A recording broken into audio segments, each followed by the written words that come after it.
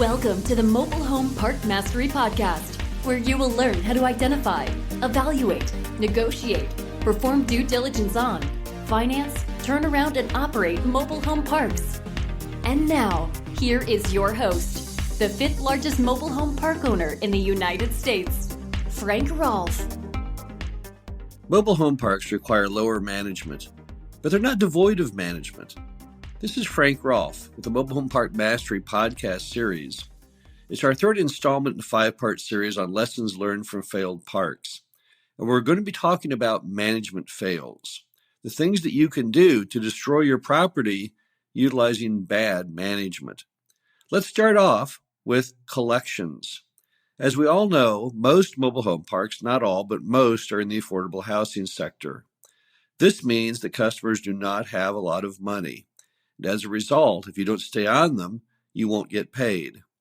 In the industry, we call the best type of management system for collections no pay, no stay. What this means is simply if you don't pay your rent, you get evicted. It's not complicated. It's not rocket science. Basically, there are certain steps you follow. The rent is due on the 1st, it's late after the 5th, and a late fee is assessed. Then you give the customer a demand letter, which is prescribed by each individual state. Following the demand letter, you file the eviction. And once winning the eviction and the appeal period has ended, you file for what's called the writ of possession or writ of execution. In this case, the constable goes and physically throws the customer out of their home if they have not chosen at that point to go ahead and run off. What happens when you don't do no pay, no stay? Well, terrible things happen to your property. Absolutely epic fails occur if you don't collect the money.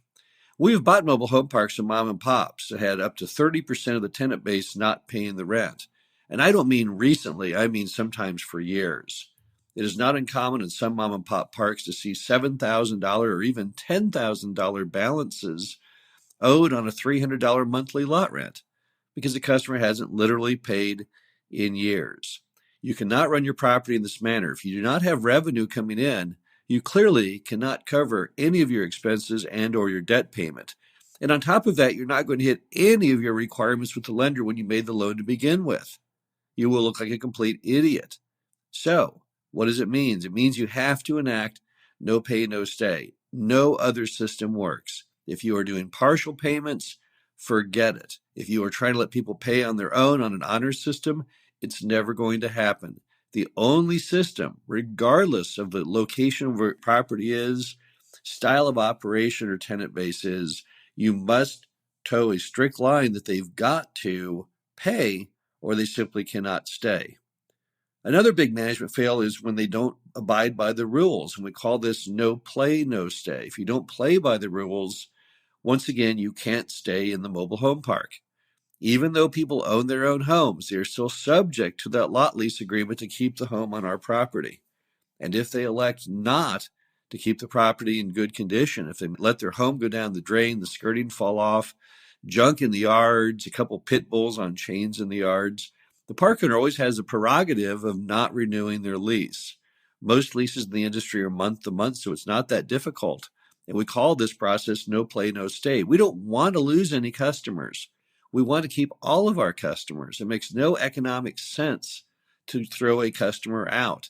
However, sometimes certain customers drag the entire community down.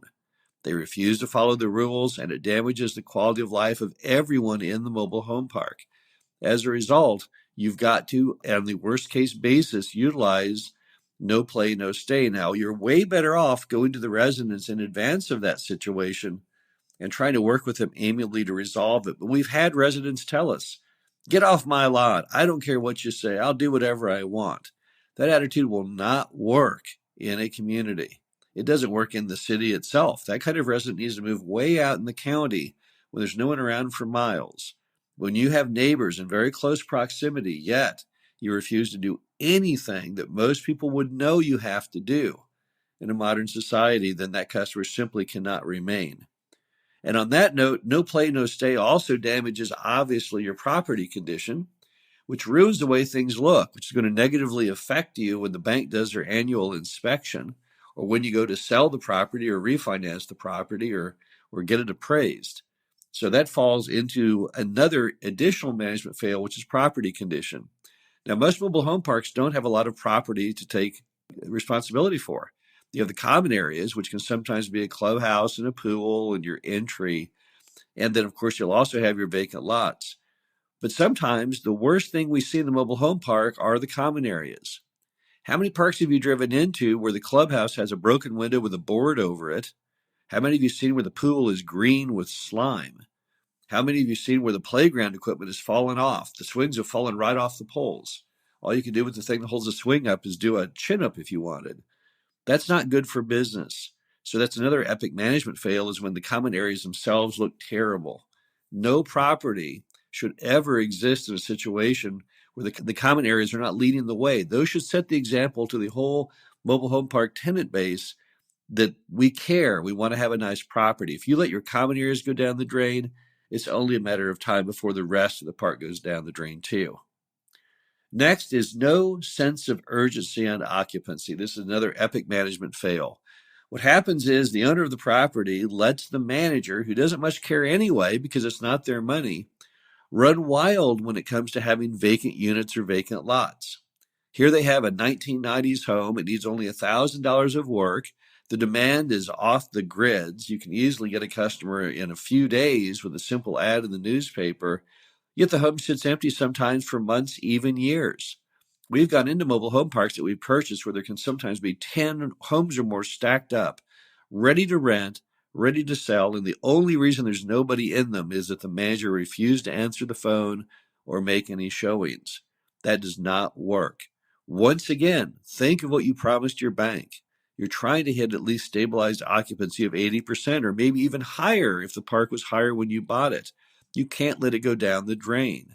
It's not going to work for anyone. It's not even really good for the nation, which has such a huge demand right now for affordable housing. You've got to make sure your manager is at all times has a high sense of urgency. So how do you do that? Really only two ways. One, give a really impressive commission structure to your manager to get all homes out the door.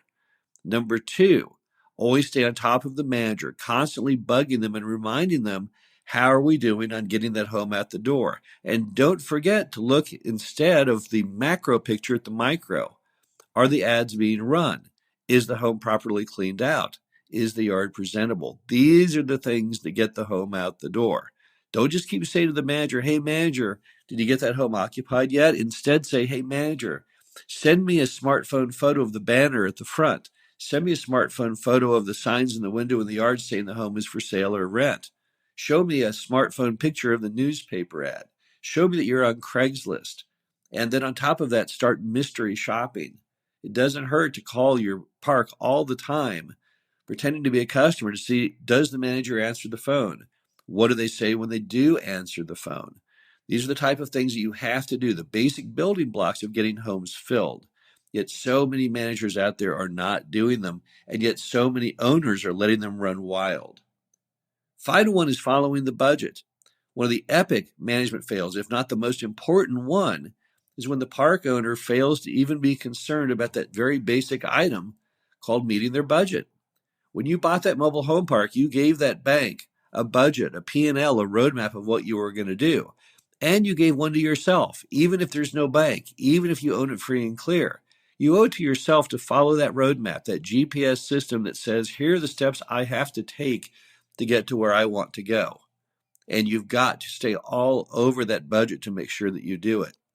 You should go ahead and every month set aside a certain day, a certain time, and have a meeting with yourself or with your other partners where you show the performance for the prior month.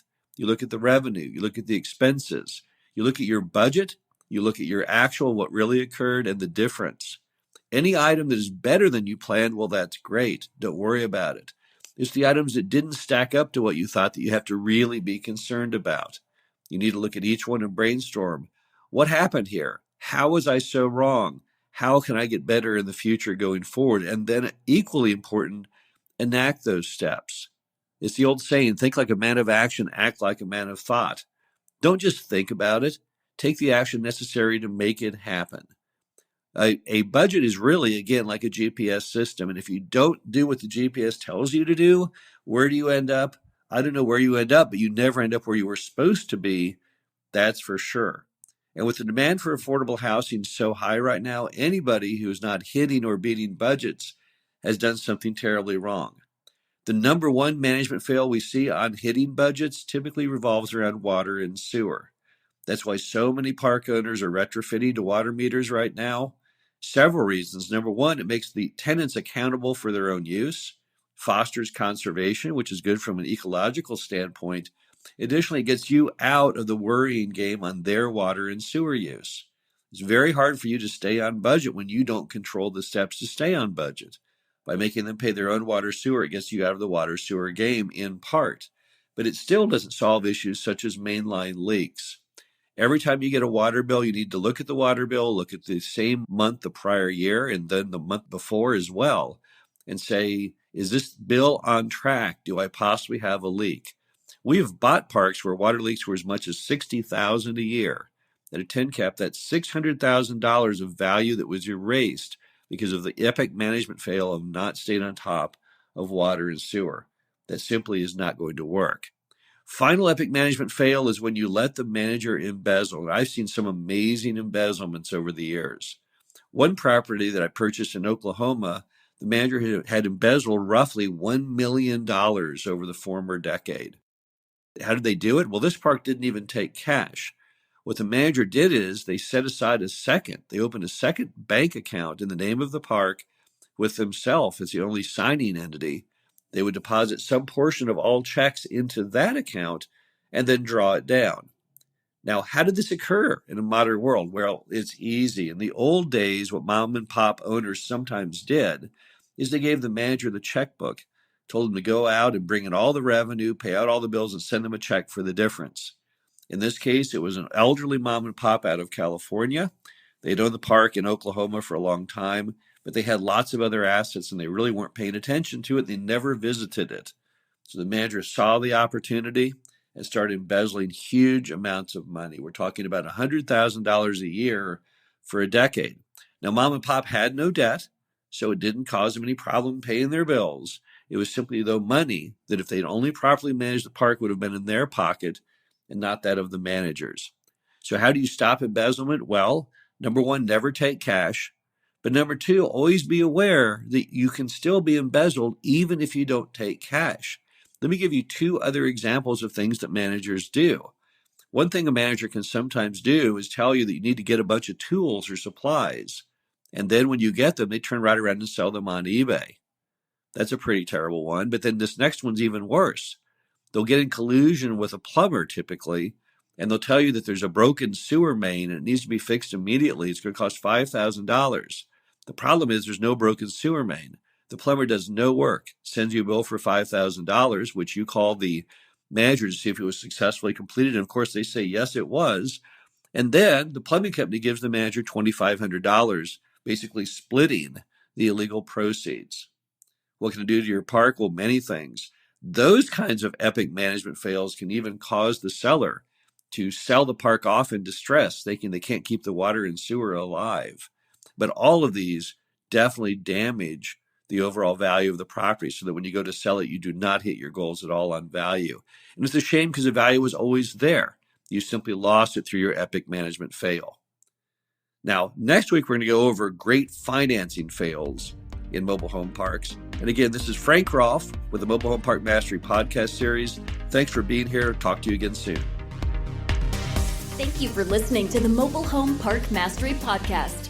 Be sure to visit us at mhpmastery.com to subscribe to the show, read our show transcriptions, and access all of our great information on mobile home park investing.